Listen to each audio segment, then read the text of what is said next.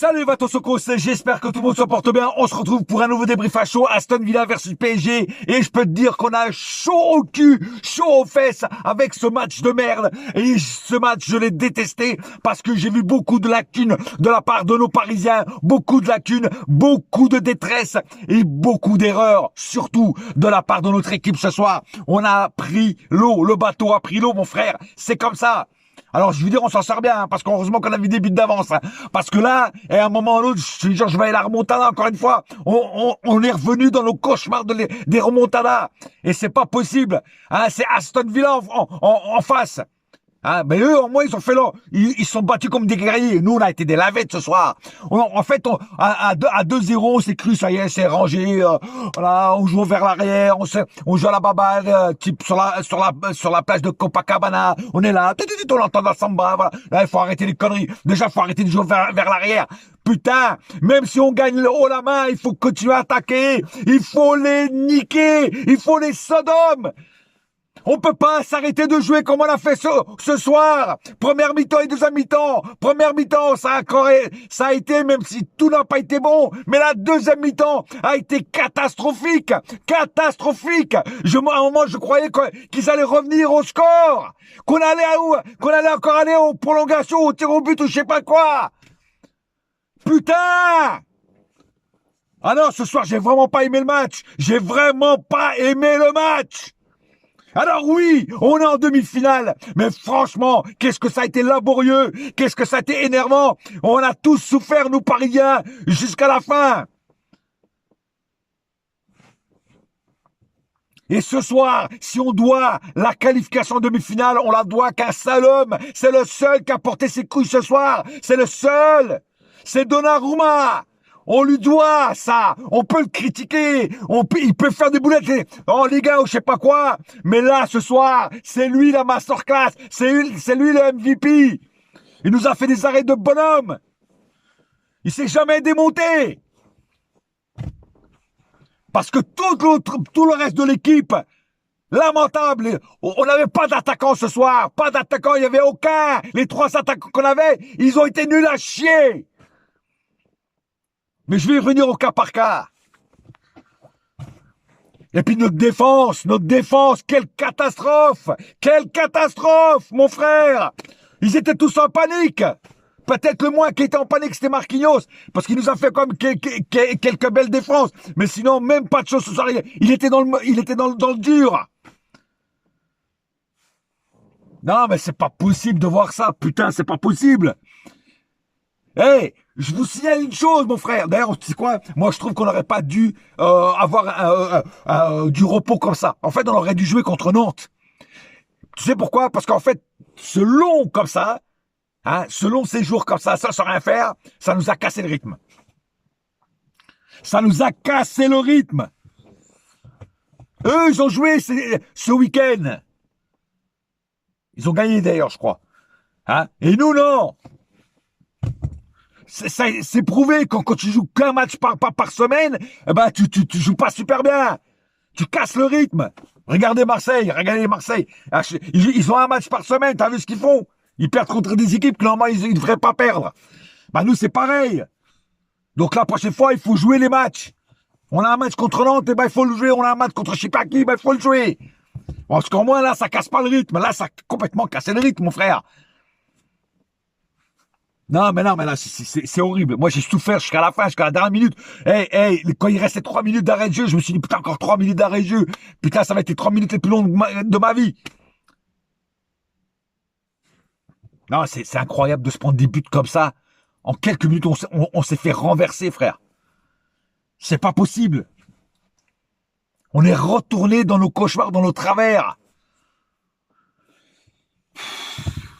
C'est pas gagné encore, mon frère. C'est pas gagné. Il reste 2 matchs pour gagner la Ligue des Champions, mais c'est pas gagné. Parce que là, on va sûrement, à moins que le Real fasse une remontada, on va se taper l'Arsenal, encore une équipe anglaise. Ça va être encore chaud bouillant parce qu'Arsenal chez eux, c'est très dur à battre. Si jamais c'est eux. Et puis en finale, je sais pas qui c'est qu'on aura. Peut-être le Barça ou peut-être l'Inter. Tu vois. Donc ça va être complètement compliqué. C'est 2 équipes compliquées à jouer. Non, puis il y a des joueurs ce soir, ils étaient pas dans le match, frère. Ils étaient pas dans le match. C'est incroyable, ils étaient pas dans le match. Non, non, putain, quel match de pourriture, mais quel match de pourriture, c'est incroyable, il n'y a pas d'autre mot. Il n'y a pas d'autre mot. On a été pourris du début à la fin, pratiquement. Bon, on va aller aux statistiques du match parce que je vais péter un plomb là, c'est pas possible. Alors oui, on passe, mais putain, mais on perd le match. Alors déjà, on perd le match, ce qui est pas normal. Alors vous allez me dire, oui, mais c'est très dur de gagner à l'extérieur et c'est très dur de gagner une équipe anglaise à l'extérieur. Et à Aston Villa, ils sont sur aucune défaite, je crois, si je me gourre pas, chez eux. Voilà, ils sont invaincus chez eux. Ok, pas de problème. Hein, mais qu'on aurait pu faire quand même mieux. Hein, on aurait pu quand même éviter d'avoir peur comme ça jusqu'à la fin, frère. D'être le cul serré et les couilles dans le nez jusqu'à la fin, frère. On aurait pu être plus tranquille, tu vois, plus... Parce que là, l'air était étouffant. Tu vois, on aurait pu avoir de l'air frais, non. On était là en train... En fait, je crois qu'on aime souffrir. C'est incroyable, je crois que nous, on aime souffrir. Voilà. C'est notre passe-temps favori, on doit être des sadomaso, on aime souffrir. On aime se faire fouetter. C'est incroyable, ça. Enfin, bref. L'important, tu vas me dire, c'est d'être en demi. Ouais. Je sais qu'il y en a qui vont me dire ça. Mais moi, ça me casse les couilles que je vois des matchs de merde comme ça. Je te dis franchement, ça me casse les couilles. Parce que tout le match a été dégueulasse. Hein. Il y a eu aucune belle occasion, enfin, à part les buts, mais tout le reste du temps, c'était lamentable, c'était laborieux, c'était moche. Énormément d'échecs techniques. Beaucoup d'erreurs. Et puis il y a des joueurs qui sont retournés dans leur travers. Et vous savez très bien de qui je parle. Bon allez, 17 tirs du côté Aston Villa, 14 du côté PSG, 9 tirs cadrés du côté Aston, 7 du côté PSG, 34% de possession côté Aston, 66 du côté PSG. On a eu une possession, mais c'est encore une fois une possession stérile. 303 passes du côté Aston, 611 du côté PSG, 76% de précision de passe côté Aston, 88 du côté PSG, 15 fautes du côté Aston, ils ont fait énormément de fautes. Hein. 3 du côté PSG, un carton jaune du côté Aston, 0 du côté PSG, aucun carton rouge des deux côtés, 2 hors-jeu du côté Aston, 5 du côté PSG, 5 corners des deux côtés. Voilà. Donc on a quelques avantages dans les statistiques, mais c'est vraiment très... on va pas dire que c'était ouf. Hein. Voilà, tu vois. Enfin bref, bon, on va aller au cas par cas. Alors, comme je vous ai dit, Donnarumma ce soir, c'était le meilleur en champ. Les parades qu'il nous fait, il nous a sauvés de l'humiliation, frère. Vous vous rendez même pas compte ce qu'a fait Donnarumma ce soir. Il nous a sauvés de l'humiliation. Parce que sinon, on s'en prenait 7 dans la tronche. Hein. Ah non, mais je vous le dis, hein. Hein? Peut-être pas 7, mais au moins 5 ou 6. Hein. Voilà. Hein? C'était incroyable ce que Donnarumma... l'exploit que Donnarumma a fait ce soir. Je crois qu'il y en a qui s'en rendent pas compte. Parce que sans lui, ce soir, on passe à la trappe. Là, on sort quand même par la bonne porte. Je dis pas par la grande porte, mais par la bonne porte. Mais sinon, on passe à la trappe, frère. On tombait dans les oubliettes. C'était fini, frère. Sans lui, ce soir, c'était fini. Donc, j'applaudis Donnarumma. Parce que ce soir, il a été grand. Au contraire des autres joueurs qui ont été pas là, quoi. Qui étaient aux abonnés absents. Hakimi a fait des bons trucs, quand même. En défense, il a marqué le but. Il était là au bon moment. Défensivement, ça a été pas mauvais non plus. Voilà, ça a été correct, on va dire. Ça a été correct. Mais c'était pas non plus un grand Hakimi ce soir. Mais c'était quand même correct. Voilà. Marquinhos, c'est le seul pour moi qui a vraiment fait des défenses incroyables aussi parce que il y avait des actions dangereuses de la part de Aston et il a été là pour les foutre ou dehors ou les contrôler. Donc je trouve que Marquinhos a été quand même solide dans ses chaussures. Pacho, à la fin, il a fait une belle parade, mais tout le long du match, il était dans le dur. J'ai vu un Pacho dans le dur. J'ai vu un Pacho qui était perdu. J'ai vu un Pacho qui était pas là, il savait plus où donner de la tête. Tu vois, c'était quand même pas le grand Pacho des grands soirs. Hein, c'est très rare de le dire, mais Pacho ce soir, a eu vraiment beaucoup de mal. Voilà. Et c'est pas normal. Voilà, c'est pas dans son habitude d'avoir autant de difficultés comme ce soir. Nuno Mendes, pareil, Nuno Mendes, à un moment, il a refait une boulette. Nuno Mendes, faut que tu arrêtes de faire ses frères à la con. Hein. Je veux dire, franchement, heureusement qu'après, oui, tu marques le but encore une fois. Décidément, c'est comme l'aller et au retour, c'est le même scénario, en fait. Tu fais une petite boulette et après, tu marques un but. Voilà, tu t'es rattrapé, mais tout le long du match, tu te faisais souvent avoir beaucoup de combats, de duels perdus. Pareil, j'aime pas trop ton jeu en ce moment, Nuno Mendes. Il y a des moments, t'es vachement fébrile, hein, et tu fais beaucoup de conneries sans réfléchir, en fait. Tu fais des trucs sans réfléchir, après et après ça tourne en cauchemar et tu fais des conneries, quoi. Donc, va falloir que tu te remettes en question et surtout que tu regardes ce que tu fais. Hein, regarde des vidéos et regarde les conneries que tu fais. Hein. Voilà. Neves. J'ai pas vu un bon Neves ce soir. On va dire un Neves moyen. Voilà. C'est pas le Neves du grand soir.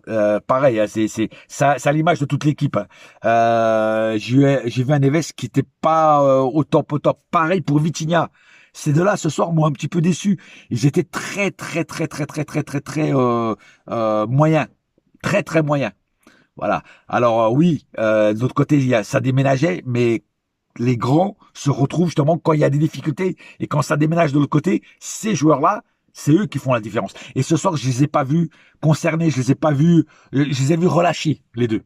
En fait, parce qu'ils croyaient que c'était déjà fait et voilà, ils se sont fait avoir. Et autant Vitinha et Neves, qui sont considérés comme le meilleur milieu d'Europe. Hein, c'est pas moi qui le dis, c'est les médias qui le disent. Ce soir, je les ai trouvés vraiment un cran en dessous de leur qualité. Voilà. Fabien Ruiz, ça a été quand même. Il a bien participé dans le fond de jeu. Il a créé des actions. Il a récupéré quelques ballons. Je trouve que c'était le moins pourri. Et c'est grave, je crois que c'est la première fois que je le dis. Et ça a été le moins pourri au milieu. Je trouve même qu'il a été un peu meilleur même que Vitinha et Neves ce soir. Il a été plus constant en tout cas dans le match. Voilà. Je sais pas ce que vous en pensez, mais je trouve que Ruiz au milieu, ça a été le meilleur au milieu. Voilà, tout simplement. Barcola, catastrophe. Catastrophe. Déjà, quand j'ai vu la compo, j'ai vu Barcola, j'ai dit pourquoi il met Barcola. Pourquoi il met Barcola? Barcola n'est pas au top en ce moment. Barcola est un petit peu dans la difficulté et un petit peu dans les Ghostbusters, c'est-à-dire dans la version fantôme. Et ce soir, il a encore prouvé qu'il était dans la version fantôme. Il a absolument rien fait, rien amené, des dribbles de trop, des mauvaises passes, des mauvaises relances, et puis surtout très discret, quoi. Très discret. Je veux dire que je comprends pas que tu laisses Doué sur le banc, tu vois. Je ne comprends pas que tu laisses Doué sur le banc. Et je ne comprends pas aussi pourquoi tu mets Kvaratskhelia à droite et non pas à gauche. Parce que Kvaratskhelia, il est bon à gauche, pas à droite. Enfin, il est moins bon à droite. Et c'est pour ça que d'ailleurs, Kvaratskhelia, bon, je vais revenir après.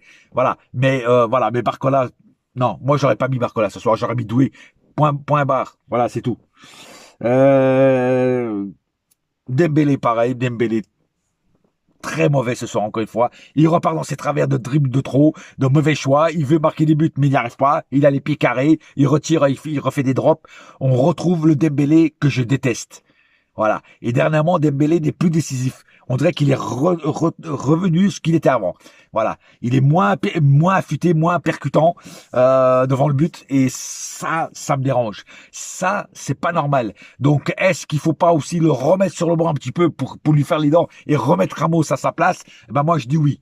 Parce que là, il est en train de dire j'ai aucun concurrent et voilà. Et moi, je pense qu'il faut le remettre sur le banc un petit peu, tu vois, que ça lui fasse les pieds et les dents et remettre Ramos, laisser un petit peu la chance à Ramos pour voir ce qu'il fait, parce que sur ces matchs-là, Ramos, il aurait pu faire quelque chose de mieux que Dembélé. Et enfin, Kvaratskhelia, comme je dis, meilleur à gauche qu'à droite.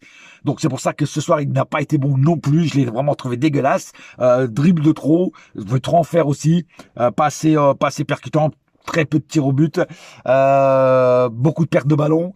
Donc oui, il n'a pas été bon, mais est-ce que c'est sa faute? Moi, je dirais plus que c'est la faute de Luis Enrique qui l'a mis à droite. Kvaratskhelia, il est bon, surtout à gauche, très très bon à gauche, et à droite, il est pas super bon. Voilà. Donc et là, ce soir, il nous a prouvé qu'il n'a pas été super bon. Donc oui, pour moi, c'est une erreur de jugement de la part de Luis Enrique. Voilà. Doué, quand il est rentré, il a pas amené grand chose. Bon, bien sûr, il est rentré dans un match qui était compliqué. Donc, rentrer dans un match qui est déjà compliqué, où tu vois que Aston domine très fort. Et quand t'as le reste de l'équipe qui est pas au top, qui sont perdus, parce que les Parisiens étaient complètement perdus ce soir, hein. C'est très dur de faire une rentrée pétillante et éblouissante avec du panache et tout ce qui va avec. C'est très très dur, et donc j'en veux pas du tout à Doué. Doué, il a fait ce qu'il a pu. Il a plutôt même été correct dans l'ensemble. Voilà, et je trouve que voilà, il n'y a pas plus à dire sur Désiré Doué. Pense. Ouais, voilà. Et il n'y a pas eu d'autres trucs à dire sur le match. J'ai oublié personne. Voilà, un match, franchement, à oublier parce que on a été vraiment dans la souffrance. Eux sur le terrain et nous devant notre poste de télé, et ceux qui étaient au stade, ils ont dû souffrir aussi. Voilà, comme je dis encore une fois, on s'en sort très très bien. Bon, on n'est pas tombé. Hein, la garde meurt mais ne s'en rend pas, et tout ce qui ne te tue pas te rend plus fort. Donc voilà, on va voir si ils sont pris la conscience que ce match a été un match de merde, où il y a beaucoup de choses à redire et beaucoup de choses à corriger. Hein, il y a à effacer, les erreurs à effacer. Et j'espère que, je ne sais pas qui c'est qu'on va affronter en demi, si ça sera le Real ou si ce sera l'Arsenal, mais si jamais on rencontre encore une fois une équipe anglaise, et Arsenal, ils nous ont battus quand on était dans le dur, hein, là, on n'est pas le même PSG, mais là, ce que j'ai vu ce soir, ça m'a rappelé l'ancien PSG, donc ça m'a pas plu du tout, et je pense que Luis Enrique, vu la tronche qu'il a fait, il n'était pas du tout d'ailleurs content du match qu'il a vu. Et d'ailleurs, comment tu peux être content? Oui, t'es qualifié, mais tu perds le match, et avec un fond de jeu qui est catastrophique, quoi. Donc tu peux pas être content, tu peux pas ressortir content. T'es juste content parce que t'es qualifié, mais le reste c'est pas bon, c'est dégueulasse. Et moi personnellement, je suis pas du tout content de ce que les joueurs parisiens ont montré ce soir. Vraiment, c'était un jeu vraiment dégueulasse. Il y a pas d'autre mot. Voilà, pas plus à dire. On se retrouve bientôt pour de nouvelles aventures. En attendant, je pense que on va jouer bientôt. Je sais pas si c'est Nantes ou si l'équipe qu'on devait jouer le prochain week-end. On verra bien. Faudrait que je regarde le calendrier. En attendant, un seul cœur, un seul club, c'est Paris ma gueule. Yes, my friend. Et la saga continue, mais ça a été dur. Allez, voilà.